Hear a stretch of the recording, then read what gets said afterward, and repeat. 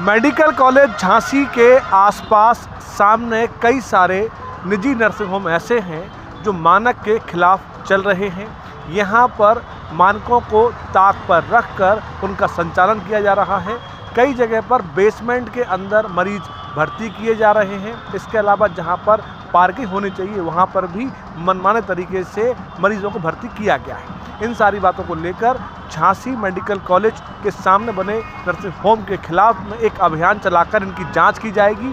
जांच के बाद में ये तय किया जाएगा कि ऐसे कितने नर्सिंग होम हैं जहां पर मानक पूरे नहीं किए जा रहे, जहां पर पार्किंग के स्थान पर मरीज़ भर्ती हैं, जहां बेसमेंट में मरीज़ भर्ती हैं।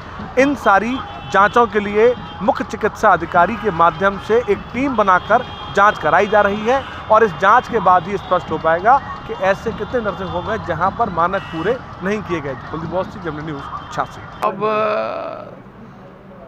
या तो उनके रख रखाव में ही कहीं ना कहीं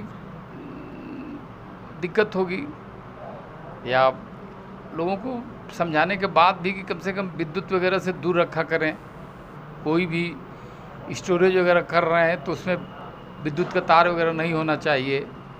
अगर शॉर्ट सर्किट होगी और फ्यूल पास में है तो आग लगना ही है। तो हम लोग आप लोगों के भी माध्यम से हम कह रहे हैं जनता को जागरूक कीजिए।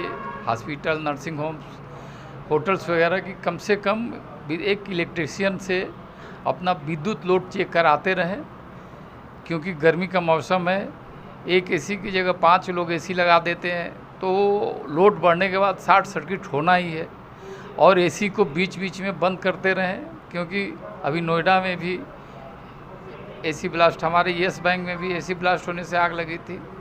तो हमारा लोगों से यही सुझाव है कि एसी वगैरह को भी कम चलाएं और विद्युत लोड चेक कराते रहें। और फायर उपकरण वगैरह नहीं रख पा जो रहे हैं तो कम से कम फायर बकेट जिसमें बालू भी हो और पानी भी हो उसको रखें।